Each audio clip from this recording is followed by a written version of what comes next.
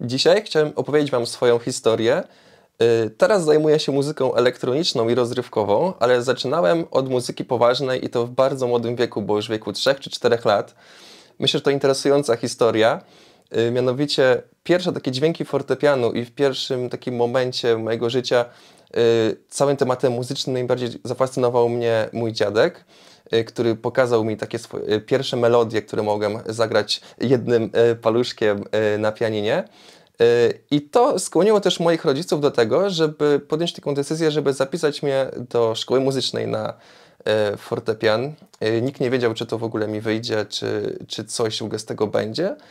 Okazało się, że w pewnym sensie chyba niechcący trafili na dobry grunt tutaj i zacząłem się rozwijać na początku jako klasyczny pianista.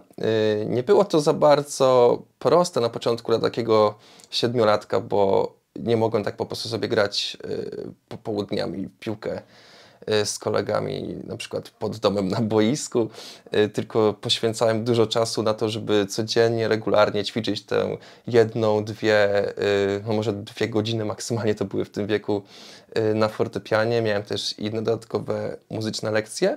W pewnym sensie był to na początku taki trochę, jak to powiedzieć, obowiązek, taki troszeczkę coś dodatkowego, czego jakby nie do końca rozumiałem, czy to wszystko będzie potrzebne w moim życiu, ale teraz nic absolutnie bym w tym nie zmienił. Dało mi to, myślę, takie dość solidne podstawy muzyczne, które potem przydają się także i w muzyce takiej właśnie rozrywkowej, nawet klubowej czy elektronicznej. Wydaje mi się, że tych informacji nawet miałem może trochę za dużo i teraz muszę troszeczkę limitować te wszystkie środki muzyczne, których się wcześniej kiedyś nauczyłem.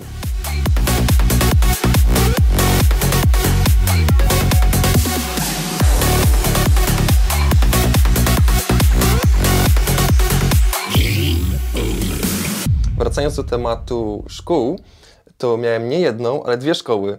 Mianowicie zwykłą podstawówkę, w której miałem te wszystkie zwykłe lekcje typu polski, matematyka czy historia, a potem moja mama albo mój tata zawozili mnie do szkoły, która była też nieopodal, parę kilometrów dalej, i to była popołudniowa szkoła muzyczna, w której bo wiecie, musiałem odrabiać lekcje zwykłe, a także mieć obowiązki związane z drugą szkołą, też ćwiczyć na fortepianie, odrabiać lekcje z drugiej szkoły, też z innych przedmiotów muzycznych, więc jako dziecko miałem bardzo mocno zapełniony grafik.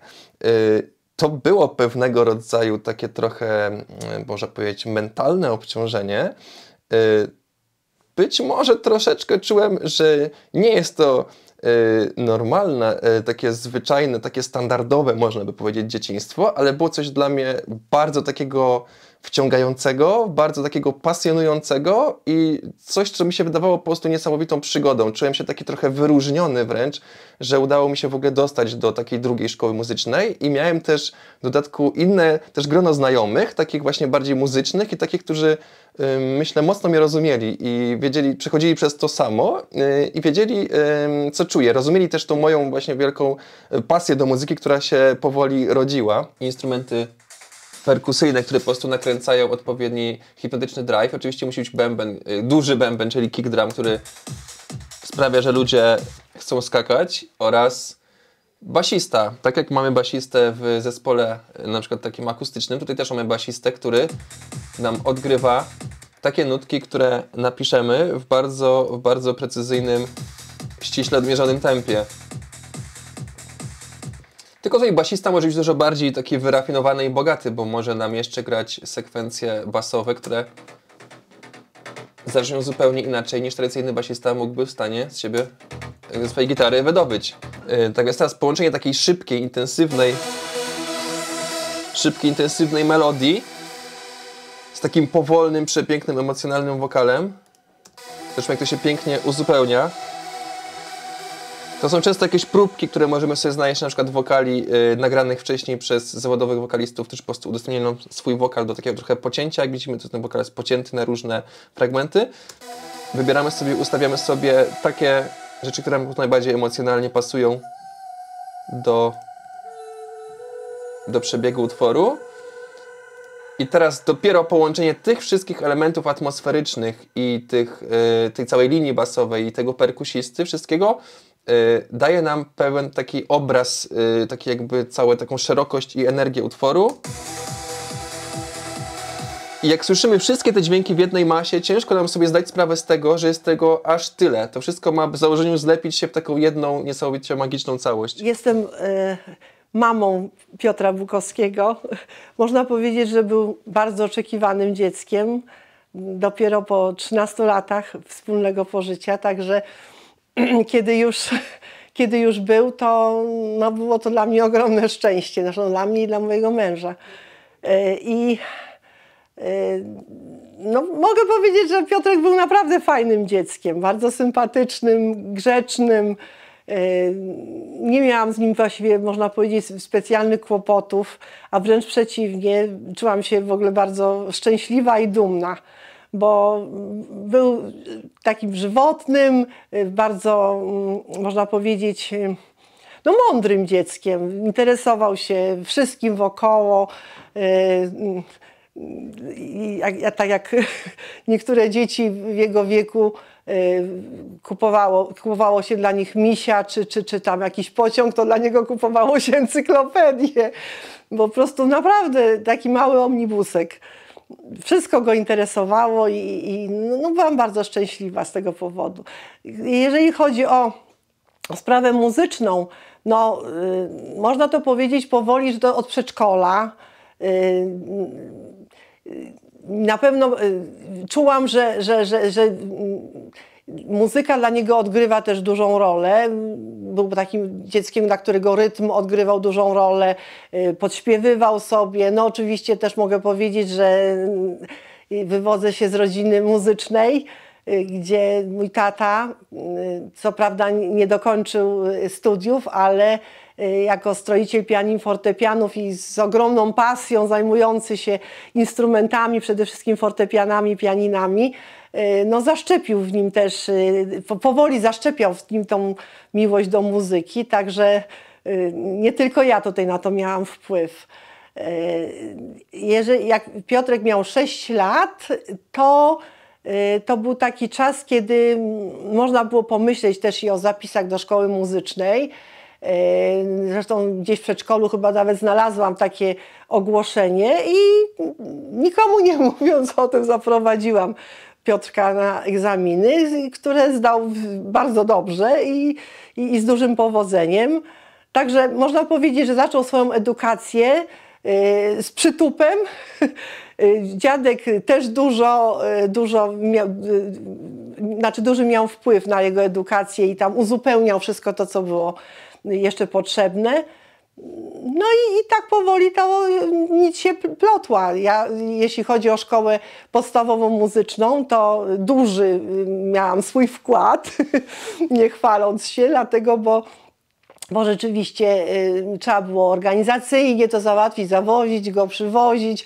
No i uczęszczałam też w czasie lekcji, co trochę nietypowe było, ale to było właśnie bardzo ważne, żebym wiedziała po prostu, w jaki sposób nawet mogę mu pomóc i żeby nie czuł się taki osamotniony w tym, więc no, uczęszczałam często na lekcje i pani Kijowska, która właśnie była jego nauczycielką główną, jakoś na to patrzyła przychylnie, także wszystko się udało.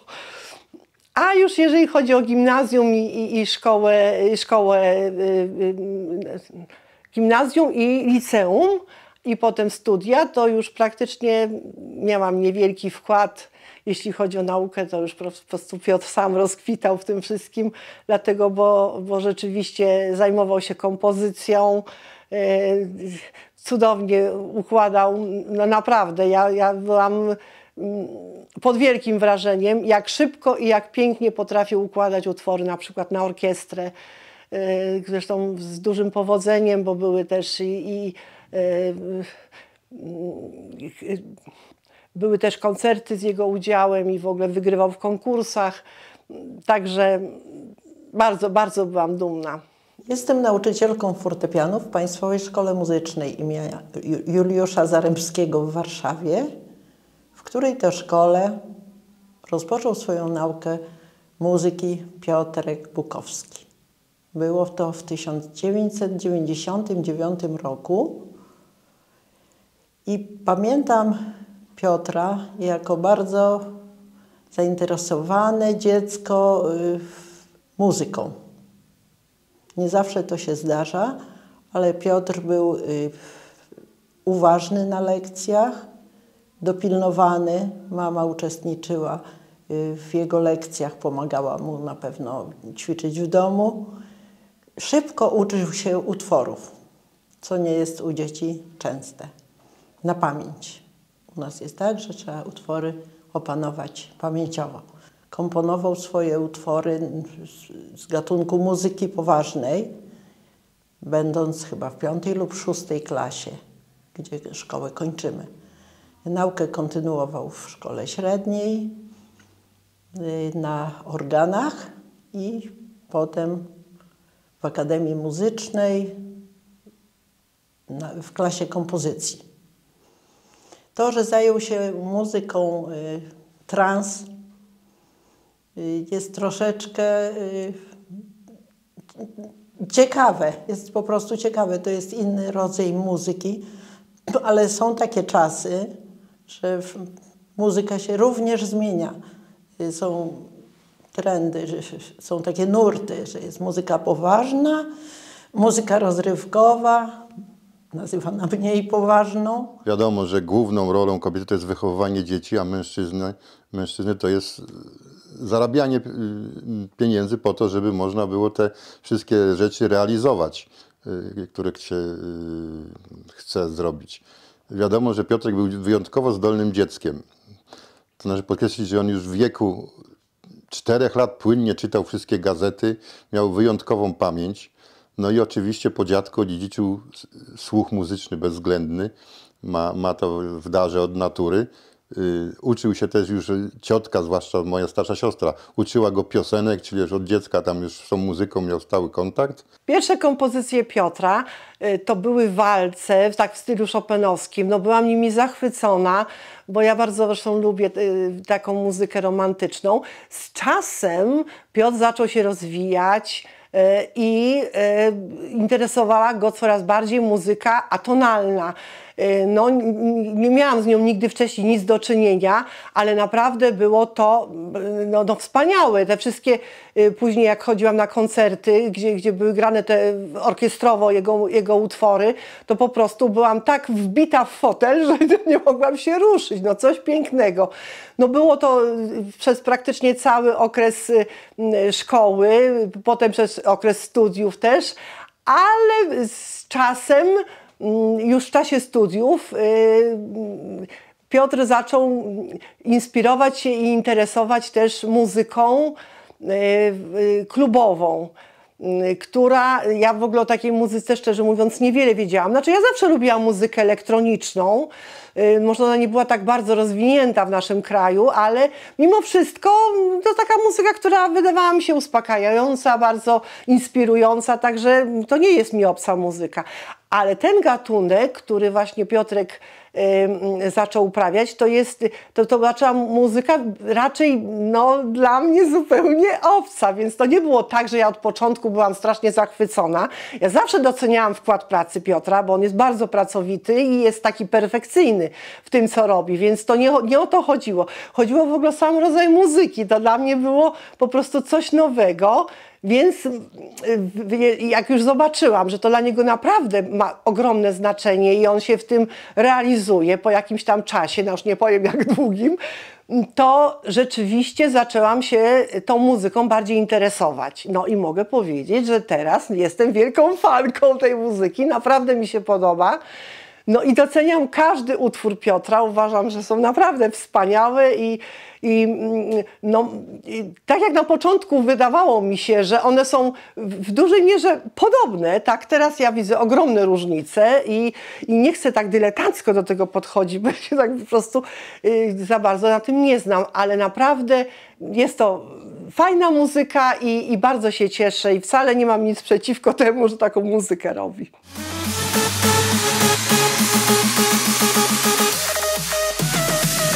Old walls that I built for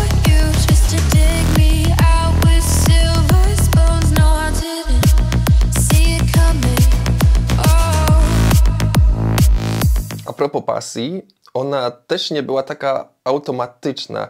To też nie było coś, do czego się przekonałem na samym początku.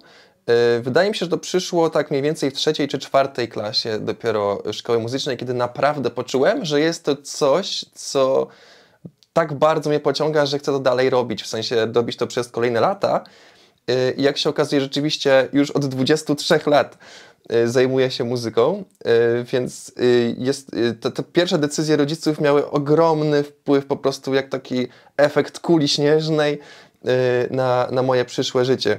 Zajmowałem się głównie grą na fortepianie, czyli tym, co jest taką trochę wykonawczą stroną muzyki, taką trochę odtwórczą. Musiałem uczyć się interpretowania dzieł innych. Ja to trochę porównuję do tego, jak na początku na przykład dany malarz uczy się na początku odwzorowując utwory, czy odwzorowując obrazy innych, a dopiero potem przechodzi do tworzenia własnych rzeczy. Ja miałem też taką troszeczkę inną iskrę, bo to nie jest taką wewnętrzną iskrę, bo to nie jest tak, że z automatu osoba, która chodzi do szkoły muzycznej, tworzy muzykę. Ludzie mają takie też błędne wyobrażenie, że każdy, kto skończył szkołę muzyczną, potrafi komponować muzykę albo stworzyć własny utwór, a ja miałem taką właśnie dodatkową pasję, mianowicie taką, żeby skomponować coś własnego i na początku była to oczywiście muzyka poważna, co było czymś innym niż to, co robię teraz, i zacząłem od pisania nut. Normalnie po prostu od pisania nut na fortepian albo grania i improwizowania na fortepianie i próby zapisania, utrwalenia tego jako utwór, którym mogłem się pochwalić na przykład przed rodzicami czy przed dziadkiem, o którym wspomniałem wcześniej, który wprowadził mnie w ogóle do świata muzyki. On też często poprawiał trochę, korygował moje muzyczne pomysły i też moimi pierwszymi inspiracjami w ogóle były takie osoby jak klasyka kompozytorów typu Mozart czy Chopin, Bach, Beethoven. To były takie moje pierwsze inspiracje. Jednym z moich pierwszych utworów był na przykład walc w stylu Chopina. Brzmiało to jak w zasadzie kopia jego stylu. Ale to było coś, co mnie fascynowało, że mogę wejść w język muzyczny kogoś z zupełnie innej epoki, z przeszłości. Zwłaszcza dziadek wywarł duży wpływ na jego ukształtowanie tej sfery muzycznej, gdzie uczył go podstaw muzyki, nut, grania na pianinie. No i tak rozpoczęła się jego kariera muzyczna, czyli od szkoły podstawowej, gdzie główną właśnie rolę tutaj żona przejmowała nad tą opieką całą i czuwaniem nad tym, żeby wszystko przebiegało tak jak trzeba. No następnie oczywiście dostał się do jednej z najlepszych szkół muzycznych w Polsce, czyli do Liceum Brzeskiego, gdzie egzamin oczywiście polegał na umiejętności grania na pianinie. No on tej umiejętności takiej szczególnej nie posiadał, ale ze względu na to, że już komponował w tym wieku, więc przyjęli go z otwartymi ramionami do szkoły, także nie miał tu problemu z tym, żeby wejść do tej elity muzycznej, bo tak trzeba to traktować, że ta szkoła taki profil reprezentowała. Piotra wspominam jako ucznia bardzo zaangażowanego w trakcie lekcji, skupionego, słuchającego, co do niego mówi nauczyciel, szybko uczącego się utworów, o czym już wspominałam. Był spokojny. Nie pamiętam, czy miał tremę przed występami. Wydaje mi się, że nie. W moich utworach często jest też bardzo dużo różnych takich detalicznych, małych takich atmosferycznych elementów, które są gdzieś tam bardzo w tle. Na przykład w intro utworu mamy dźwięki, które brzmią tak. I człowiek by się nie domyślił, że takie coś tam gdzieś jest, ale to się tak pięknie razem zakomponowuje w całość. Są takie przeciągłe różne dźwięki, które są bardziej może kreatywne niż tylko ta podstawa, aczkolwiek pamiętajmy, że najważniejsza jest jednak dla muzyki ogólnie elektronicznej, czy to jest house'owa muzyka, czy transowa, czyli dla mnie osobiście najważniejsza jest jednak ta podstawa, czyli to trochę takie bezwzględne, można powiedzieć praplemienne przeciwstawienie dużego bębna, czyli kick drama oraz basu, które właśnie ma wprawić osobę w taki troszeczkę właśnie transowy, jak ta też muzyka ma tytuł, nazwę gatunku, taki nastrój i pewną atmosferę. pewnego rodzaju takiej ciągłości energii, która sprawia, że człowiek chce albo skakać, albo bujać się do tej muzyki. Ogólnie tu akurat mamy do czynienia z dość szybkim tempem. Gdybyśmy powolnili ten utwór teraz na przykład do dużo niższego tempa, na przykład o 10 uderzeń na minutę mniejszego, wkraczamy w terytoria troszkę bardziej powolne i głębokie. Im mamy szybsze tempo, tym muzyka jest taka trochę bardziej szalona, bardziej energiczna, ale za to mniej głęboka. Więc zobaczmy, jakby ta kompozycja zabrzmiała na przykład w dużo wolniejszym tempie, typowym dla muzyki house'owej. W tym przypadku czujemy, że jest troszeczkę za wolno. Więc jednak ja czuję, że moje takie osobiste tempo skakania, jak ja bym sam siebie wyobrażał na scenie, kiedy oglądacie mnie skaczącego na festiwalu, ja sam z siebie wyobrażam skaczącego właśnie w tym tempie i taka jest moja ulubiona energia, mój ulubiony poziom energii. Jest to trochę wyczerpujące, ciężko skakać w tym tempie prawdopodobnie przez więcej niż nie wiem, kwadrans, pół godziny, zależy od kondycji.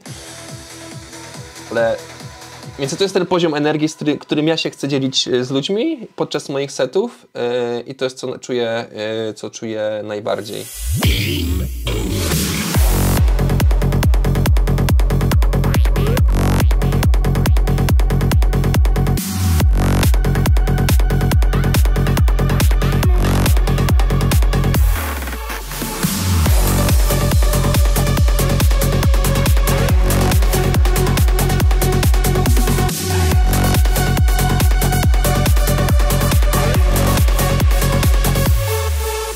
Nasza jakaś taka wstępna współpraca z Piotrkiem zaczęła się no już dobrych parę lat temu, jakby nie patrzeć. Zaczęło się w sumie tak naprawdę od takich błahych spraw technicznych, od rozmów o muzyce, gdzie on, no nie oszukujmy się, jest dosyć taką amebą, jeżeli chodzi o techniczną stronę muzyki, w sensie podłączeń kabli, dopasowań różnego rodzaju interfejsów i tak dalej. No nie, po prostu nie ma do tego daru, tak? Jak się zawsze śmiejemy, że ja to sobie potrafię bardziej zwizualizować to, jak mam co podłączyć, a on po prostu musi to namacalnie poczuć albo zobaczyć, jak to ma podłączyć i to wtedy rozumie dopiero. Także w sumie od tego się wszystko zaczęło. Potem zaczęły się jakieś początkowe wyjazdy na imprezy, gdzie no, zabiera mnie jako osobę towarzyszącą, gdzie mogę też wejść na backstage, poznać innych DJ-ów, inne osoby zaproszone. No i w sumie też człowiek poznał jednak, jakby nie patrzeć, jakichś znajomych podczas tych imprez. Zaznajomiał się z różnymi DJ-ami, gdzie przynosiło to potem jakieś tam no, dalsze znajomości. No ale ogólnie dalej ta sfera techniczna między nami w jakiś sposób dominowała. No, w takim sensie, że w końcu doszło do tego, że stwierdziliśmy, że będziemy robić warsztaty. No i oczywiście ja jako uparty człowiek nie pozwolę sobie na takie coś, żeby ktoś za mnie podłączał kabelki i cokolwiek robił, więc wszystko zwalam na swoją głowę jak zwykle, gdzie potem zawsze musiałem to odchorować, a Piotrek zajmował się bardziej stroną załatwieniem wykładowców, stroną bardziej taką organizacyjną, jeżeli chodzi o wykłady. Zaś ja bardziej zajmowałem się hotelem, organizacją właśnie wyżywienia, miejsca i tak dalej. No i od tego się w sumie zaczęło, że powstało tak naprawdę Surrounded Audio, gdzie on już tą nazwę wcześniej stworzył, co prawda, ale no, użyliśmy jej w końcu tak już bardziej powszechnie, tak? No potem niestety no, po 3 edycjach, które no, były w sumie dosyć, myślę, że no, bardzo fajnymi edycjami, muszę powiedzieć, bo naprawdę integrowały fajne rzesze ludzi, ludzie się ze sobą integrowali dosyć fajnie. Z tego, co nawet czasami słyszę, to dzięki właśnie Piotrkowi, dzięki mnie, no, ludzie dalej mają ze sobą kontakt po tych warsztatach, współpracują ze sobą nawet czasami. Doszło w sumie do tego, że no, jak przyszła pandemia, no to trzeba było troszeczkę się ograniczyć z tym. W sumie ostatnia 4. część warsztatów, która miała się odbyć bodajże w kwietniu lub w maju, po tym jak wybuchła pandemia wtedy. No to niestety no, trzeba było ją odwołać, no, ze względu na to, że no, po prostu nie było zainteresowania, ludzie się po prostu obawiali wtedy tej pandemii, ponieważ no wiadomo, no, nikt nie wie do końca, z czym się to gryzie, że tak powiem. No i w sumie wtedy trochę ta działalność Surrounded no tak przycichła. Piotrek potem doszedł do wniosku, że żeby nie zaniechać tego całkiem, no to zrobi tak jakby wytwórnię pod Surrounded, będzie swoje utwory wydawał. Co uważam, że było dobrym pomysłem, bo mówię, pracujesz tak naprawdę sam na siebie wtedy, prawda? Robisz coś dla siebie. No i w sumie teraz do tej pory to się opiera tak samo na tym, że no, jestem dalej tym zapleczem technicznym, że tak powiem. Ale rozwijając bardziej może temat, no to już tak od dobrych paru lat, tam ja wiem, żeby nie skłamać, 4, może 5 wstecz, no coraz częściej udaje się z nim na imprezy, jeździmy razem. Po pierwsze ja robię za kierowcę, jak to zawsze się śmieję, za szofera. A druga strona medalu jest taka, że po prostu zajmuję się stroną techniczną, no, nagrywam mu sety, tak. Staram się coraz bardziej iść też w polepszenie nagrań wideo, żeby mógł to sobie wstawiać na YouTube, na Facebook. Z tego względu, że no jednak jest to w jakiś sposób promocja, tak? No ale i dużo ogólnie sprzętu takiego pobocznego kupujemy, który jemu się przydaje. Ja go wykorzystuję, tak po prostu dzielimy się trochę tym sprzętem, że tak powiem. Ale zawsze wychodzimy z założenia, że lepiej mieć swoje niż pożyczyć od kogoś. Także Piotrka jest tylko ciężko do tego przekonać, bo jest no, bardziej oszczędny, jeżeli chodzi o finanse. No ale się udaje, trzeba po prostu dobrą argumentację mieć. Jakieś 7 lat temu Piotrek zaprosił mnie w Gdańsku na festiwal muzyki transowej. Razem pojechaliśmy. Pierwszy raz w życiu byłam na takim festiwalu, więc zrobiło to na mnie duże wrażenie. No oczywiście zaprowadził na backstage, także tam jakiś tam część czasu spędziłam, bo no, muzyka była dość głośna. Ale mimo wszystko poszłam oczywiście obejrzeć, no jak mogłabym nie obejrzeć, jak syn gra.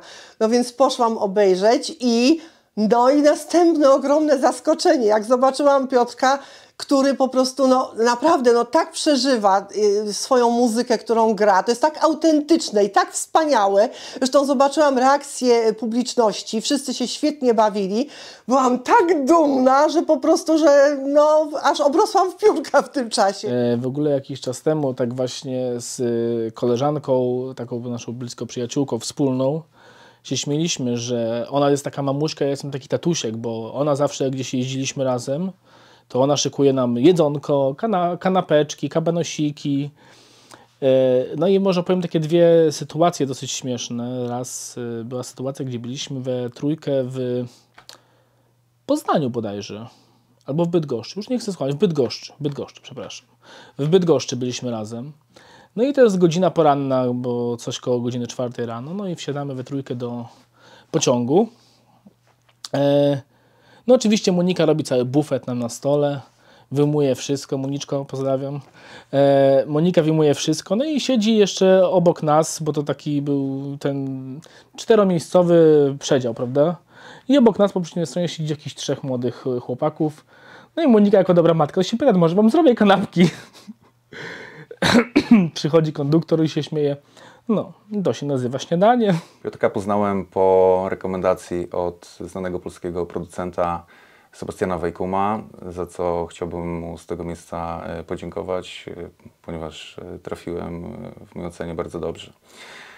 Mój pierwszy kontakt z Piotrkiem był przez Facebooka, napisałem do niego i po krótkiej wymianie informacji, jak mogłaby wyglądać współpraca, omówiliśmy pierwsze zajęcia. Te klasyczne inspiracje były w ogóle dla mnie bardzo istotne w późniejszym okresie, kiedy zacząłem robić muzykę trance'ową czy muzykę elektroniczną, bo na początku starałem się w ogóle łączyć to, na czym się wcześniej znałem, czyli właśnie muzykę poważną. Potem już pisałem utwory na przykład zespoły instrumentalne, czy na przykład na orkiestrę i fascynowało mnie połączenie w ogóle brzmienia orkiestry, to taka filmowość trochę tej muzyki, prawda, czy taki trochę styl jakby nurt romantyczny, połączony właśnie z syntezatorami, z dźwiękami współczesnymi, elektronicznymi i bez tych wpływów, tych pierwszych lekcji w szkole muzycznej absolutnie nie wpadłbym na pomysł na przykład wykorzystania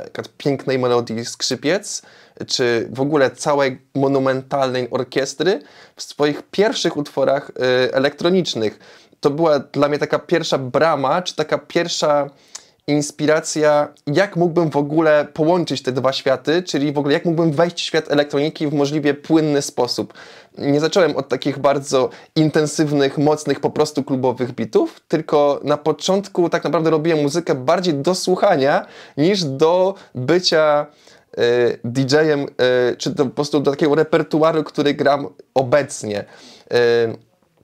Teraz już nie robię może tak dużo utworów, które mają te orkiestrowe wstawki, ale raz na jakiś czas taki stworzę i to mi przypomina o moich korzeniach muzycznych i o tym w sumie, co być może potencjalnie mogło mnie wyróżniać na scenie muzycznej, czyli DJ grający dynamiczną muzykę, energetyczną, taką, która w jakiś sposób porywa tłum, porywa ludzi, ale jednocześnie jest tym elementem takiej przestrzeni, piękna, czy czegoś takiego trochę klasycznego czy romantycznego i zawsze jakby w głębi serca czuję, że nigdy chyba nie przestanę robić czegoś, co zawiera w sobie ten taki klasyczny element, który właśnie od najmłodszych lat mi towarzyszył.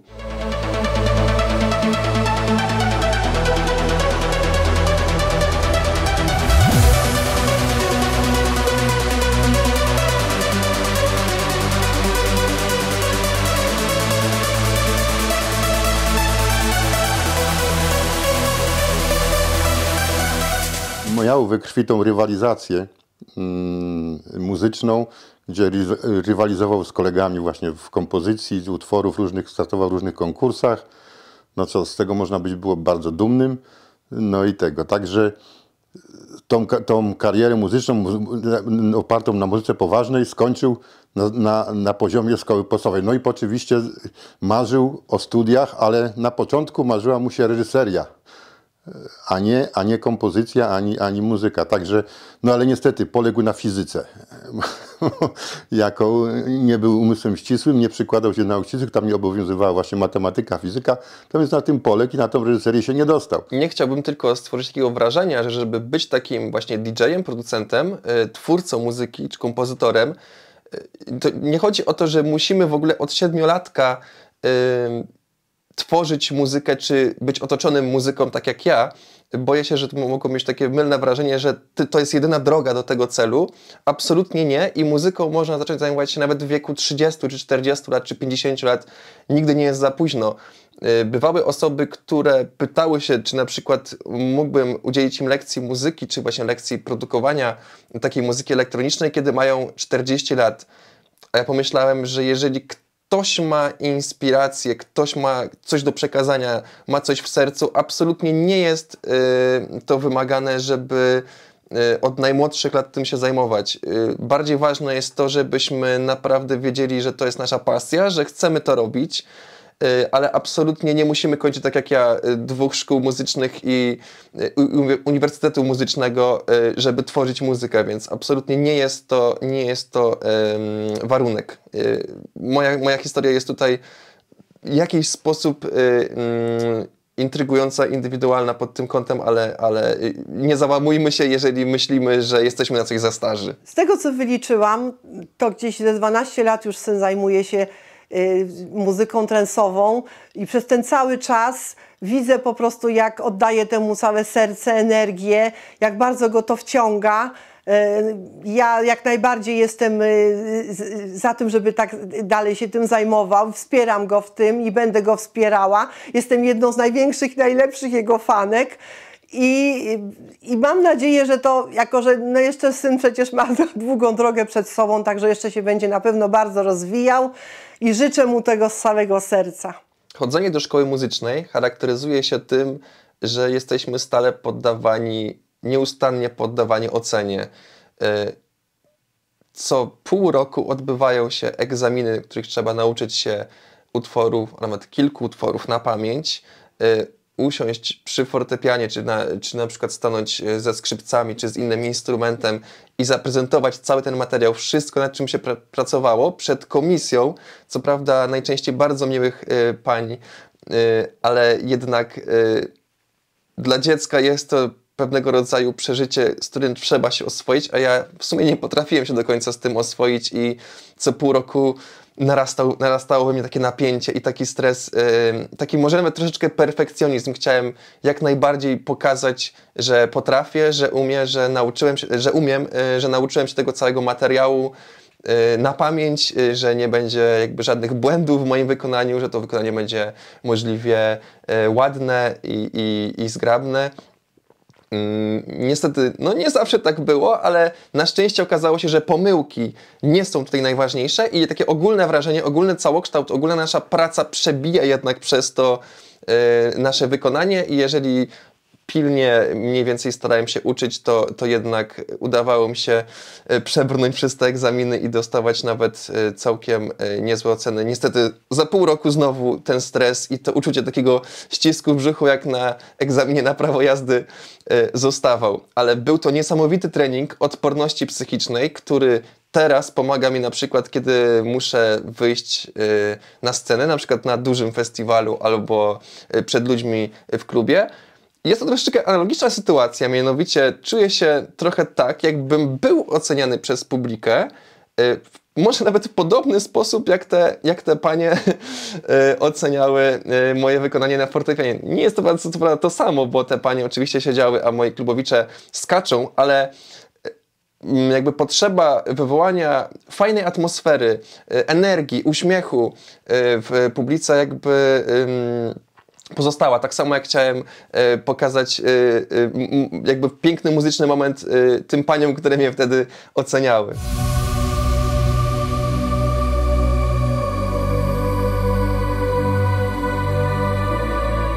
Po tych pierwszych 6 latach edukacji muzycznej w szkole pierwszego stopnia podjąłem decyzję, że nie chciałem już na tym zakończyć tej muzycznej przygody i postanowiłem zdać do szkoły muzycznej drugiego stopnia. Jest to kolejne 6 lat, dość ważna decyzja, dość spore życiowe zobowiązanie, bo znowu dodatkowe godziny tak w grafiku sprawiały, że wychodziłem z domu o godzinie na przykład 7 czy 7:30, a potrafiłem wracać o godzinie 20.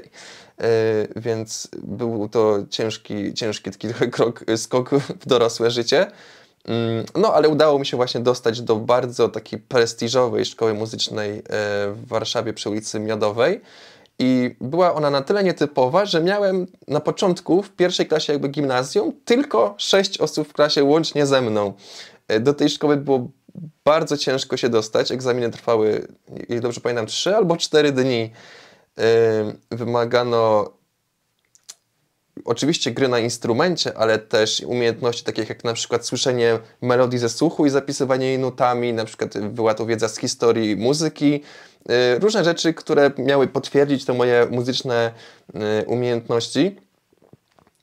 I rzeczywiście jakimś cudem udało mi się dostać do tej szkoły i to też było bardzo ciekawe, że 6 lat czy 6 roczników tej szkoły to było łącznie chyba jakieś 50 osób, a nauczyciele byli i od zwykłych przedmiotów, i tacy muzyczni.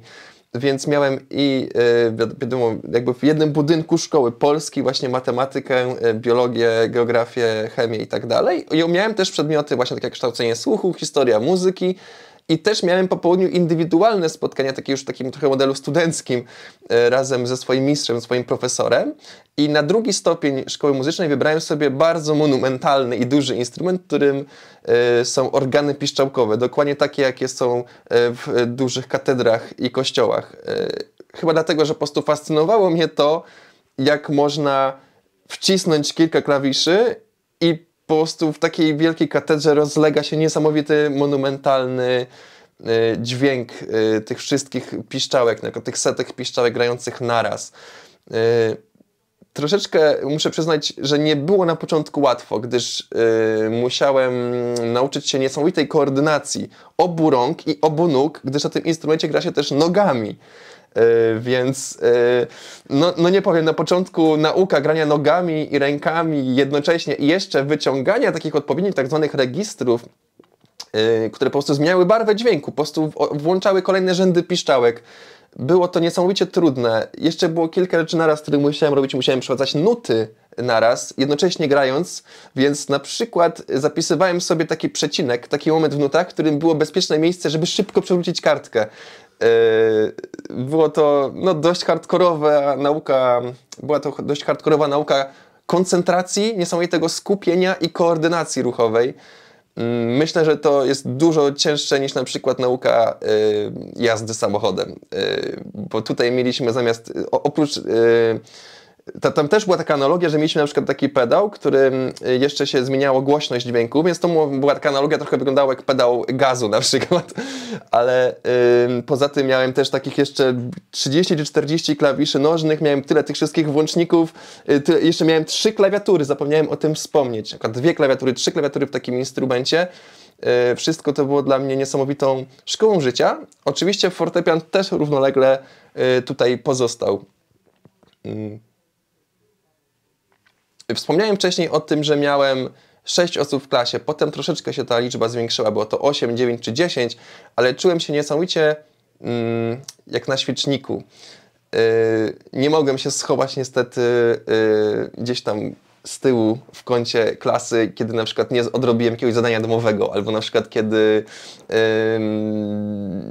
nie chciałem koniecznie być wywołany do odpowiedzi. Każdy z nas był oczywiście wywołany do odpowiedzi, bo 6 czy 8 osób to jest bardzo mała klasa. Każdy też był bardzo takim dużym indywidualistą. Każdy był w takim trochę własnym świecie muzycznym. Ja właśnie w tym organowym, ale miałem też ludzi, którzy byli niesamowicie utalentowanymi skrzypkami, czy trębaczami, pianistami i byłem cały czas otoczony praktycznie takimi niesamowitymi ludźmi i tą kulturą od rana do wieczora. Zastanawiam się, jak wyglądały lekcje z Piotrem. Myślę, że nie było źle. Pamiętam, że nuty czytał sprawnie, rytmicznie również radził sobie z tym. I bardzo ważna też była rola jego mamy, która pilnowała, żeby w domu też pracował. Na etapie edukacji muzycznej, takiej w szkole muzycznej 2. stopnia, też nie wszyscy moi znajomi zajmowali się tworzeniem własnej muzyki. Niektórzy robili sobie własne piosenki, albo niektórzy komponowali jakieś tam proste utwory, ale mnie bardzo ciągnęło do takich, jak to powiedzieć, może zbyt ambitnych zadań, jak na przykład pisanie takich partytur na orkiestrę. Jak ktoś by nie był zaznajomiony z tym zagadnieniem, co to jest partytura, to jest po prostu ileś 5 linii, jedna pod drugą i każda linijka była odpowiedzialna za rozpisanie partii innego instrumentu, na przykład czy fletu, czy klarnetu, oboju, trąbki, skrzypiec. Czyli cała orkiestra jest rozpisana takimi 5 liniami pionowo, jeden instrument pod drugim. Samo wyobrażenie sobie muzyki w własnej głowie i tej złożoności wszystkich instrumentów grających naraz było czymś, co było przez moment taką trochę moją obsesją, muszę przyznać. Chciałem bardzo nauczyć się słyszeć muzykę w swojej własnej głowie i umieć po prostu na sucho pisać nuty i wyobrazić sobie, jak to będzie brzmiało. Potem bardzo ciekawe było posłuchanie tego już w rzeczywistości wykonanego przez prawdziwą orkiestrę i często byłem zaszokowany, że to, co słyszałem w głowie, to, co pisałem w nutach, wykonane przez żywego muzyka absolutnie inaczej brzmiało. I nie miałem nad tym czasem takiej jeszcze dużej kontroli. Stąd też pojawiła się moja ogromna fascynacja na początku pisaniem nut za pomocą komputera. Dlatego, że w komputerze mogłem mieć to chociaż odtworzone, mieć jakiś taki trochę podgląd na to, co ostatecznie zabrzmi, jak dana partia w przybliżeniu może się nałożyć na przykład dany instrument typu skrzypce razem na przykład z wiolonczelą. I chyba tutaj był taki pierwszy moment, w którym pomyślałem, że fajnie byłoby zacząć robić muzykę na komputerze i instalowałem sobie różne programy do tworzenia muzyki, aby zorientować się, co mi najbardziej przypadnie do gustu. Próbowałem to jakoś tak trochę nieudolnie po swojemu robić, troszeczkę eksperymentować i oczywiście moje pierwsze takie utwory elektroniczne zrobione w czasach jeszcze późnego liceum, no nie brzmiały zbyt dobrze i no nie byłem z nich jakby bardzo zadowolony i wciąż jednak lepiej brzmiały moje utwory klasyczne wykonywane przez żywych muzyków, ale tutaj się właśnie pojawił ten pierwszy punkt zaczepienia, czyli tych moich partytur i tych moich orkiestrowych utworów i tej mojej fascynacji muzyką elektroniczną. Praktycznie taką muzykę elektroniczną lubiłem od dziecka. Nie do końca wiedziałem, jakie to są gatunki muzyczne, jacy są dokładnie wykonawcy, jacy są DJ-e, ale taka pewna iskra czegoś takiego, że mnie do tego ciągnęło, występowała, ale uświadomiłem sobie to dopiero chyba w wieku jakiegoś 16 czy 17 lat, jaka muzyka naprawdę mnie pociąga, w sensie muzyki rozrywkowej i tutaj miałem takich kilka swoich własnych inspiracji, takich jakby pierwszych, jak to nazwać, można nazwać takich mentorów, mimo że oni sami nie wiedzieli, że są moimi muzycznymi mentorami, moich takich idoli. I zakochałem się w brzmieniu syntezatorów, w przestrzeni, w pogłosie, umiejscowianiu tych instrumentów w przestrzeni, ale także w ogromnym takim dynamizmie, takiej trochę kontraście pomiędzy tym zero-jedynkowym, mocnym, intensywnym bitem granym przez taką maszynę perkusyjną oraz tymi przestrzennymi, pięknymi, ciągnącymi się melodiami i jeszcze do tego dochodziła ta muzyka orkiestrowa i okazało się, że ten gatunek muzyki jest to, co mi najbardziej w duszy grało. Ta scena muzyczna, która najbardziej zgadzała się z tym, co chciałem robić, to była muzyka właśnie trance'owa, czyli muzyka trance. I nie jest to najpopularniejszy gatunek muzyki, nie jest to też muzyka, którą każdy lubi. Jest to muzyka, do której trzeba się przekonać, która nie jest taka trochę oczywista pod kątem tego, dla kogo ona jest, bo z jednej strony ma bardzo dużo melodii, dużo atmosfery, dużo takiej właśnie przestrzeni, jednocześnie jest bardzo energiczna i dynamiczna. Więc ja tak się śmieję, że jak ktoś lubi melodię i atmosferę, to lubi sobie trochę, tak można powiedzieć, wajbować do muzyki, która jest no właśnie taka spokojna do pobujania się i ma dużo atmosfery i melodii. Jak ktoś lubi energię, to lubi muzykę, która po prostu dostarcza mu samej tej energii, tak, że może się wyszaleć, wyskakać, ale jeżeli mamy poprzeplataną tą i energię i ten piękny moment, to już nie jest dla każdego, to już jest dla tych, którzy naprawdę rzeczywiście czują ten klimat i lubią właśnie i troszeczkę ten taki moment z rękami w górze, kiedy oddajemy się temu pięknemu muzycznemu momentowi, który jest taki bardziej, prawda, rozwlekły i potem temu narastającemu tak zwanemu build-upowi, który narasta do tego kolejnego ogromnego energetycznego uderzenia. Każdy utwór jest opracowywany w ten sposób, że najpierw się go rozczytuje osobno każdą ręką, omawia się rytm utworu, później się wyćwiczy każdą ręką osobno, potem razem, potem opanowanie pamięciowe i na końcu interpretacja prawidłowa. No i oczywiście brzmienie instrumentu, dźwięku, pilnowanie tego, żeby nie był przerysowany, żeby był brzmiący. Jakby tego było mało, tej całej edukacji muzycznej u mnie, to chyba już tak po prostu postanowiłem wszystko postawić na jedną kartę i dostałem się na Uniwersytet Muzyczny Fryderyka Chopina w Warszawie na kompozycję i teorię muzyki. To już jest absolutnie rzecz niewymagana i niepotrzebna do tego, żeby być producentem muzyki elektronicznej czy DJ-em. Jest to troszeczkę już takie pójście, taki jakby najwyższy level wiedzy muzycznej. To było praktycznie zaspokojenie mojej ciekawości, jak to po prostu wygląda i jaką wiedzę jeszcze mogę zgłębić i po prostu czegoś jeszcze mogę nauczyć o muzyce z takich jakby najbardziej zaawansowanych rzeczy na takim najwyższym levelu. Tutaj już był taki na tym etapie bardzo ciekawy kontrast pomiędzy tym, co tworzyłem na studiach, jaką muzykę komponowałem, taką poważną, czy właśnie orkiestrową, a z jaką muzyką już jeździłem jakby po pierwszych imprezach, które grałem. Trochę moi wykładowcy śmiali się ze mnie, a tym razem skąd tam przyleciałeś i gdzieś tam grałeś tam w buduwu,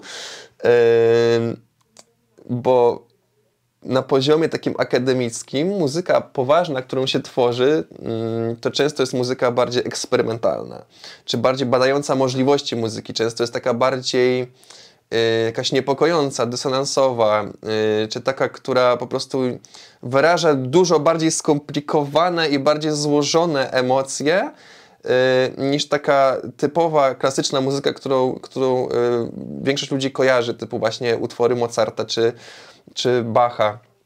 Tutaj bawiłem się w bardzo złożone konstrukcje muzyczne i może tak się troszeczkę wyżywałem na tym, jakie są jeszcze możliwości muzyki, ale była to muzyka niezwykle niszowa. Już chyba czułem, że ja za bardzo nie chcę iść aż tak niszową stronę i aż tak eksperymentalne jakby rejony, zakątki świata muzycznego.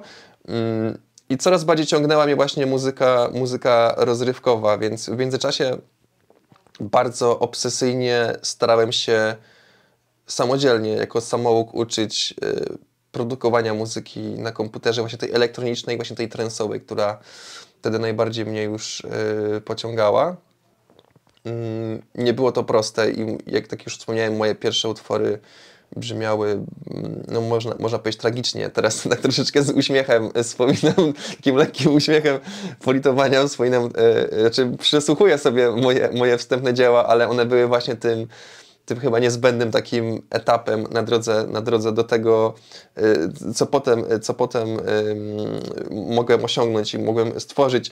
Niestety takie chyba jest powiedzenie, że pierwsze kilkadziesiąt czy kilkaset swoich dzieł w jakiejkolwiek dziedzinie to są takie dzieła do szuflady, czy takie, które trzeba wrzucić, jak to powiedzieć, do archiwum, może nie do kosza, prawda? I można potem sobie je wspominać. Ale to też nigdy nie jest tak, że dany artysta, który nam się wydaje, że jest już świetny teraz, widzimy go w tym momencie i ma świetne brzmienia, czy świetnie po prostu opanował technikę, czy swój warsztat, ta osoba najprawdopodobniej na początku miała też ogromne problemy z opanowaniem całej swojej sztuki i to nie jest nigdy tak, że ktoś po prostu magicznie nagle się pojawia, tylko cała ta elektronika też wymagała bardzo, bardzo wielu lat mojej pracy, jakby samodoskonalenia się w tym wszystkim, co obecnie tworzę.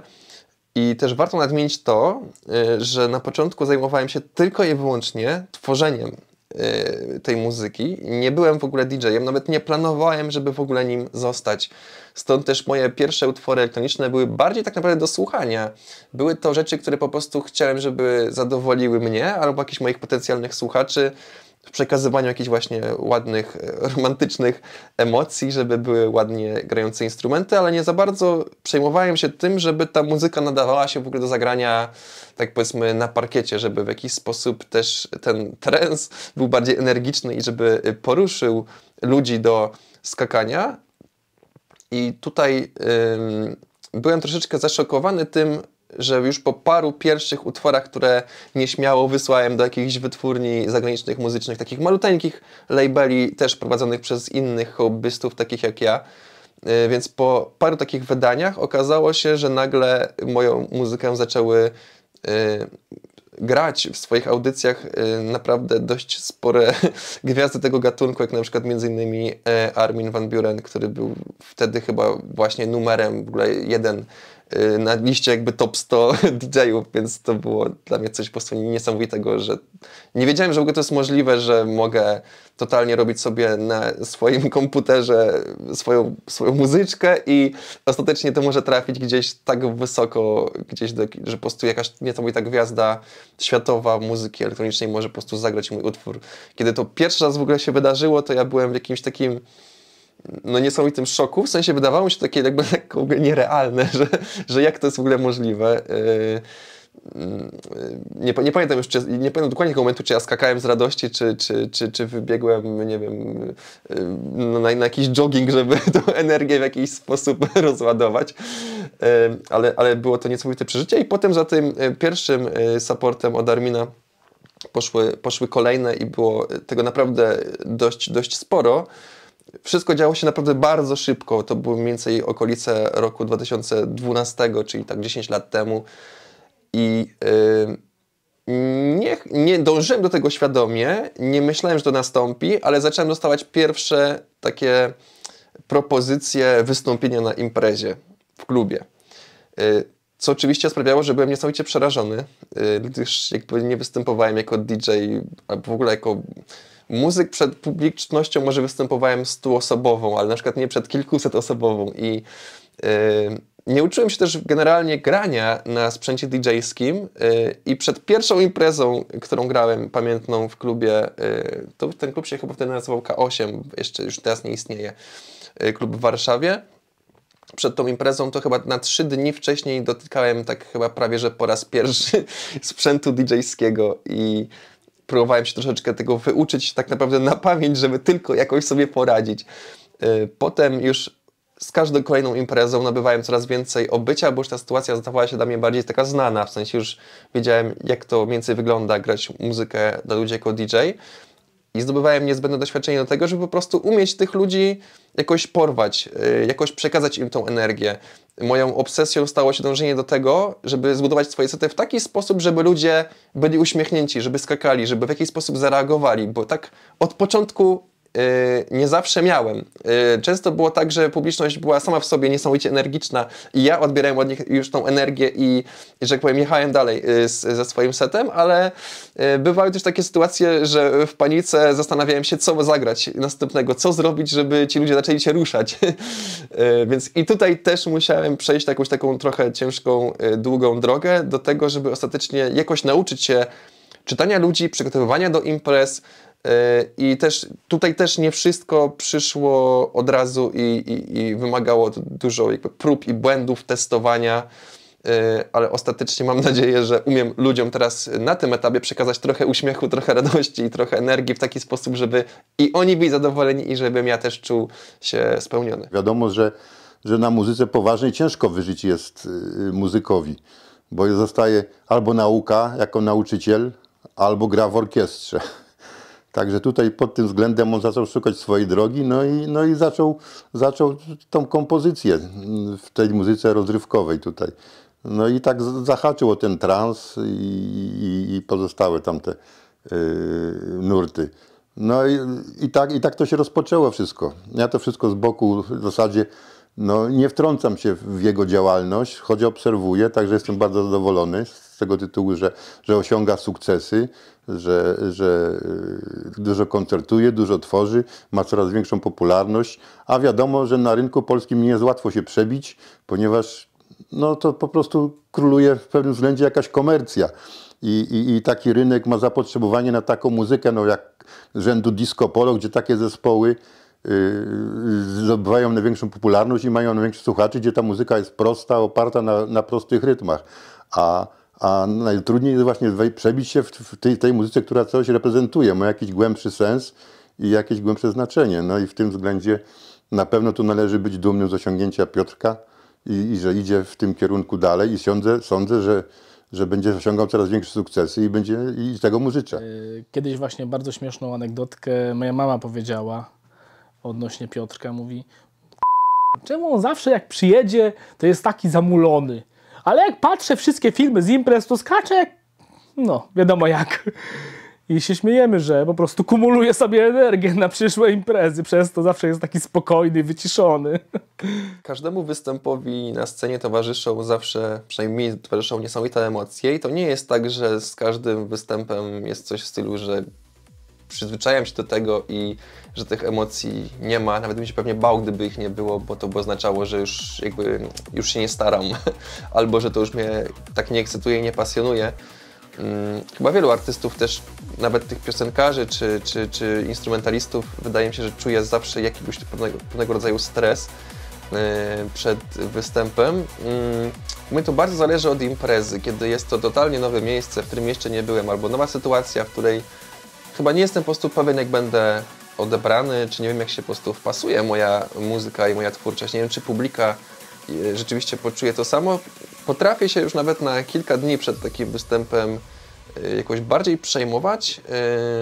Próbuję też czasem po prostu wybrać sobie może 2 czy 3 alternatywne scenariusze tego, co zagram, po prostu, żeby trochę mentalnie się uspokoić, ale w sytuacji, kiedy wiem, że impreza jest rzeczywiście w znajomym miejscu, albo jeżeli już tam gdzieś już grałem, albo wiem, że gram dla publiki, która czuje ten sam klimat, to stres jest znacznie mniejszy i najczęściej związany jest z tym, że boję się po prostu takich rzeczy technicznych, czy na przykład coś po prostu się, muzyka mi nie przerwie, absolutnie jakby nie z mojej winy, przykładowo nawet ten USB pendrive, czy po prostu dobrze mi wczyta muzykę, czy po prostu wszystko będzie ok pod tym kątem, bo samo granie, kiedy już zacznę grać i kiedy zrobię to pierwsze przejście pomiędzy utworami i zobaczę jakby postępną reakcję ludzi, to jakby po tych paru minutach cały stres mi absolutnie przechodzi.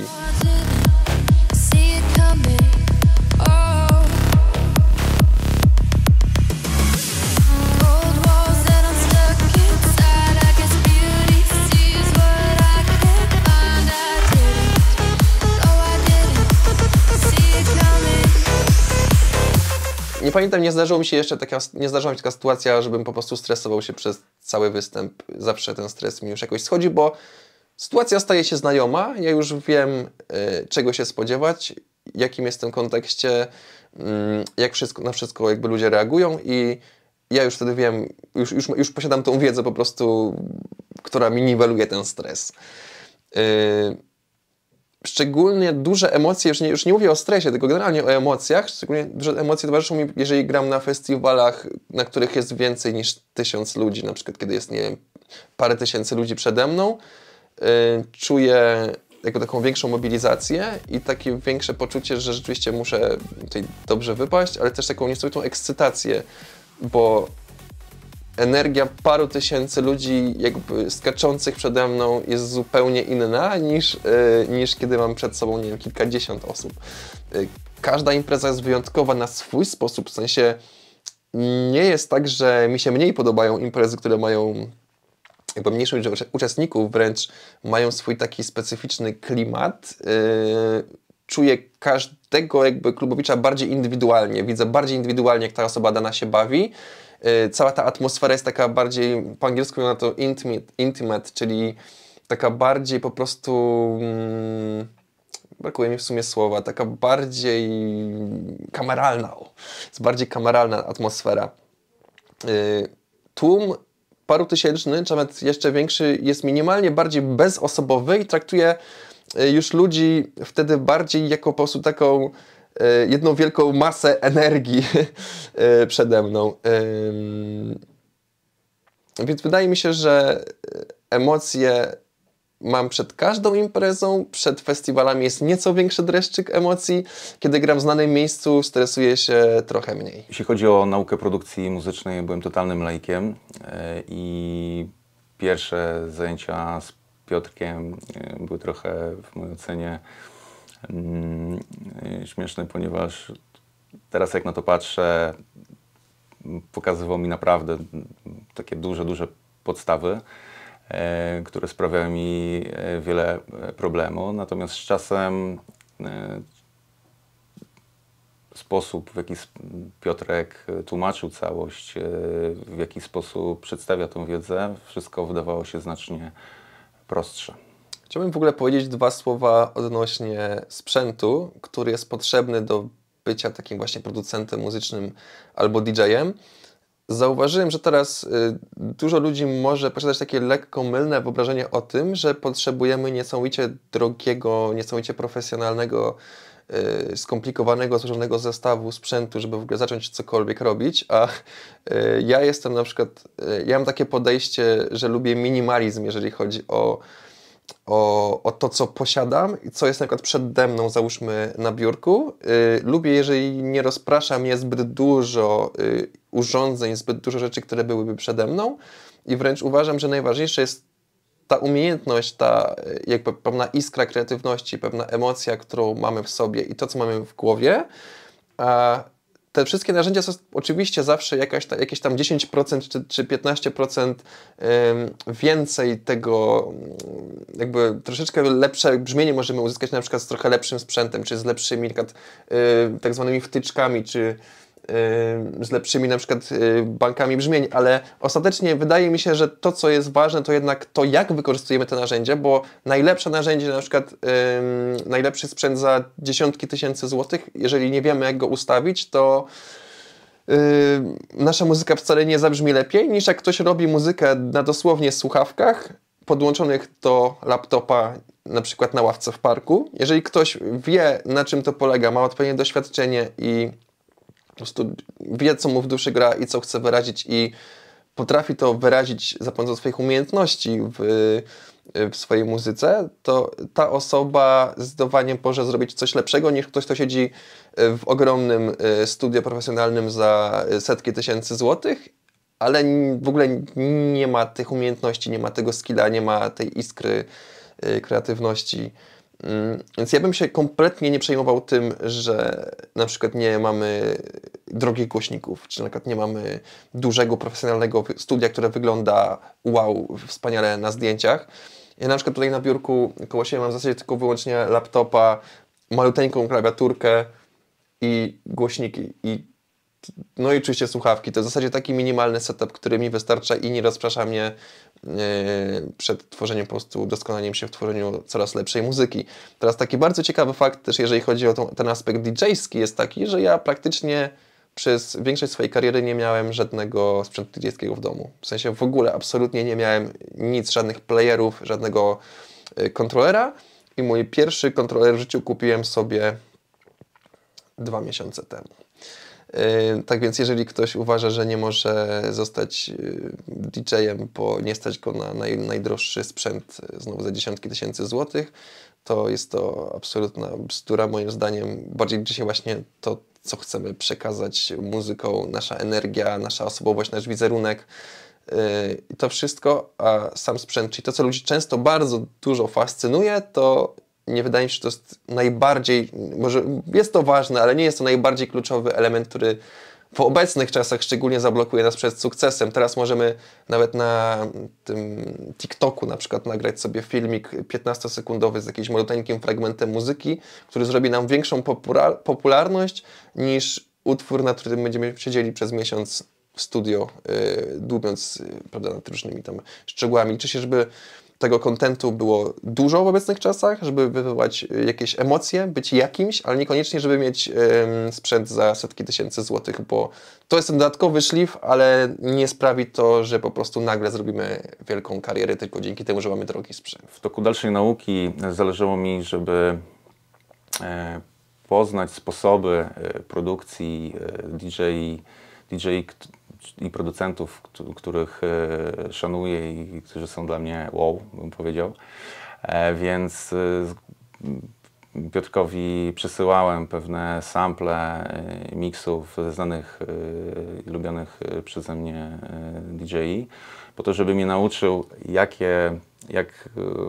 jest konstrukcja tego miksu, jak jest tam zbudowana perkusja, przykładowo linia basowa, czy też syntezatory, po to, żeby mi pokazać, jak to jest zbudowane, żebym później też mógł samemu analizować takie kawałki i też taką pracę, wiedzę zabrać ze sobą do domu i móc też samemu się rozwijać i uczyć, właśnie analizując takie kawałki, więc niesamowitym jest to, że te przykłady, które mu przesłałem, był w stanie odtworzyć 1 do 1.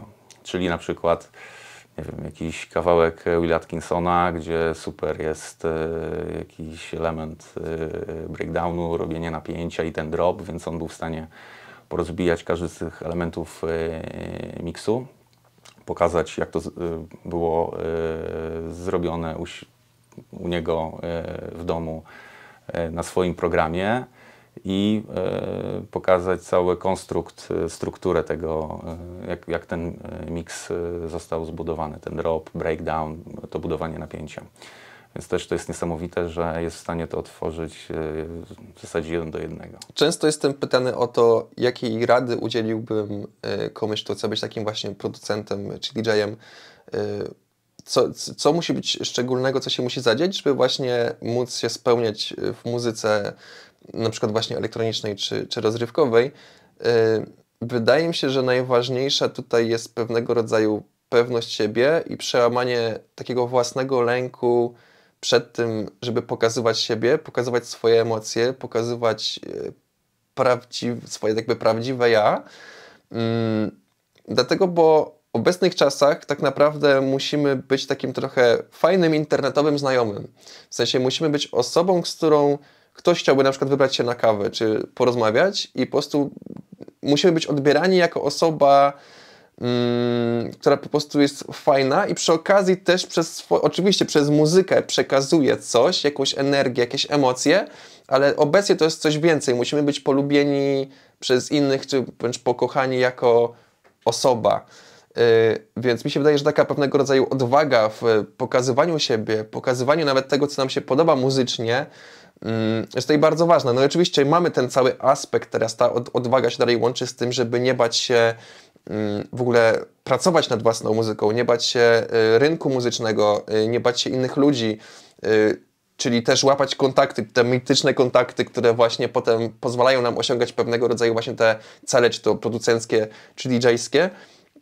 Wydaje mi się, że jednak praca, jakby taka walka z własnymi słabościami i z jakby przezwyciężaniem swojej takiej jakby nieśmiałości, takiego jakby strachu, czy to właśnie lęku, czy to właśnie przed występowaniem publicznym, czy pokazywaniem swojej twórczości też publicznie w internecie, przecież to zawsze jest ogromna bariera, to jest taka największa właśnie tutaj moja porada, żeby się tego nie bać, bo po prostu nie warto. Potem będziemy w przyszłości żałować, że właśnie tego nie zrobiliśmy. Uczę wiele osób indywidualnie produkcji muzyki i to był właśnie taki motyw, który najbardziej się przewija, ale oczywiście też najważniejsze są kwestie, wydaje mi się, nie tyle techniczne w produkcji muzyki, co tak naprawdę nauka muzyki samej w sobie, czyli nauka, jak przekazywać ludziom emocje, jak przekazywać pewnego rodzaju treść muzyczną, czyli właśnie ta moja nauka gry na fortepianie z młodszych lat trochę mi w tym właśnie pomogła, że byłem w stanie tworzyć po prostu muzykę, którą potem mogę jakoś upakować w jakąś produkcję. Tak więc jeżeli chodzi o samą naukę produkcji muzyki, to bardzo sugeruję, żeby zająć się w ogóle tworzeniem muzyki samej w sobie, doborem odpowiednich dźwięków, kształtowaniem swojego słuchu i gustu w tym, co nam się podoba i co chcemy stworzyć, a niekoniecznie w tych właśnie najbardziej interesujących ludzi bajerach i świecidełkach typu właśnie mixing, czy mastering, audio, czy te rzeczy, które są takimi już szczegółami i taką wisienką na torcie. Tak naprawdę musimy mieć dobre dźwięki i dobrą muzykę.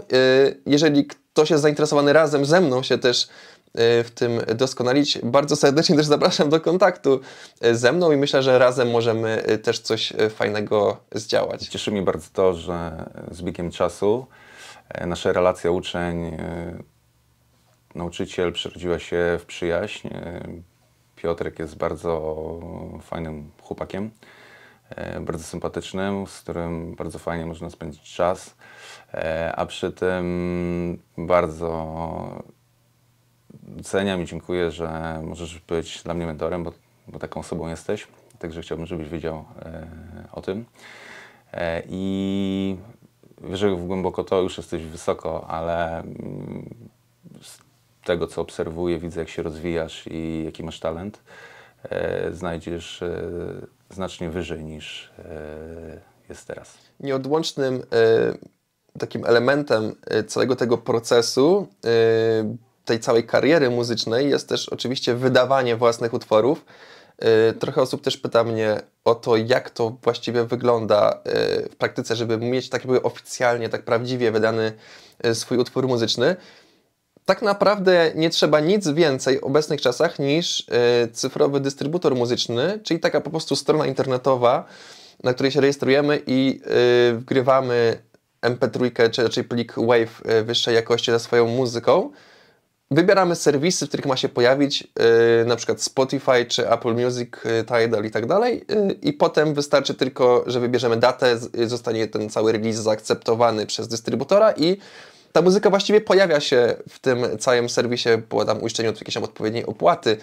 I to jest proste tak jak to. Już nie ma takich pośredników niesamowitych, tak jak kiedyś, że tylko i wyłącznie były fizyczne nośniki, czyli tylko i wyłącznie winyle, albo płyty CD, albo kasety i potrzebowaliśmy kogoś, kto zainwestuje w te fizyczne nośniki, w nas i był takim trochę jakby gatekeeperem, czyli osobą, która jakby troszeczkę blokowała rynek muzyczny i wybierała tylko sobie odpowiednich artystów. Teraz każdy może w zasadzie wrzucić swój utwór prawie że natychmiastowo do całego grona słuchaczy, tylko że to jest teraz tak proste, zrobiło się tak szybkie, że zalew nowej muzyki na rynku muzycznym jest niesłychany. Szum jakby, przez który musimy się przebić, jest ogromny.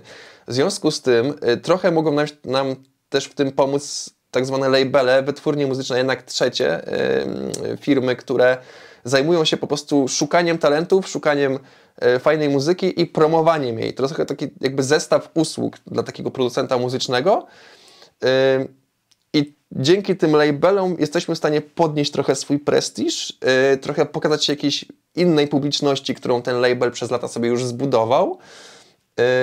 I to jest też dobre rozwiązanie właśnie dla osób, które chcą właśnie szybko i w miarę profesjonalnie podbić swoją karierę, jeżeli mają już utwory, które są na wystarczającym poziomie. Też przy okazji jesteśmy bardziej pewni, że utwór jest dobry, bo przeszedł przez pewne sito.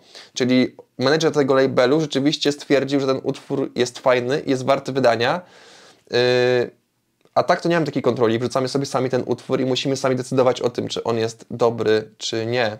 W tradycyjnym utworze to tutaj rolę wokalisty spełnia syntezator, który też jest oczywiście nałożony i specjalnie zmiksowany z takim bardzo mocnym szumem i pogłosem.